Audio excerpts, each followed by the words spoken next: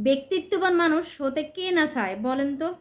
কারণ আমরা সকলেই কিন্তু ব্যক্তিত্ববান মানুষকে পছন্দ করি। কিন্তু কখনো কি ভেবে দেখেছেন? কি এমন গুণ থাকলে আমরা মানুষকে ব্যক্তিত্ববান মানুষ মনে করি? ব্যক্তিত্ববান মানুষ কিন্তু সবসময় ইতিবাচক কথা বলে থাকে। তাদের ধ্যান ধারণা, মনোভাবটাই কিন্তু ইতিবাচক।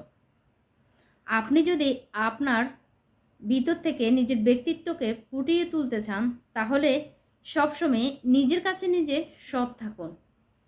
সবসময় মানুষের সাথে বিনয় এবং সুন্দর ব্যবহার করুন।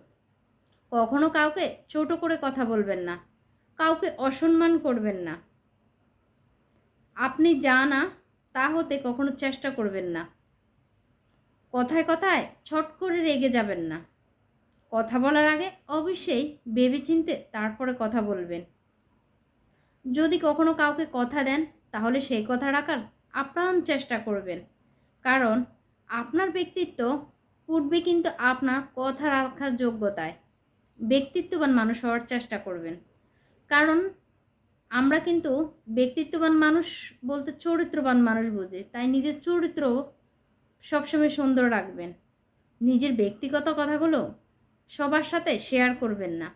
বলবেন কম, শুনবেন বেশি। নিজের প্রতি, নিজের কাজের প্রতি আত্মবিশ্বাসী হন। নিজের দুর্বলতাগুলো সবার কাছে বলে বেড়াবেন না। নিজের প্রতি আস্থা এবং নিয়ন্ত্রণ রাখুন। জীবন থেকে সব ধরনের হতাশা, দুশ্চিন্তা এগুলো ঝেড়ে ফেলে দিন। এই গুণগুলো অভ্যাস এবং অনুশীলনের মাধ্যমে আপনি আয়ত্ত করুন। আপনার ব্যক্তিত্বকে আরও এক ধাপ এগিয়ে নিন।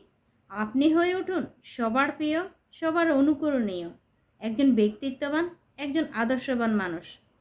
ভিডিওটি ভালো লাগলে লাইক শেয়ার দিতে ভুলবেন না। ধন্যবাদ।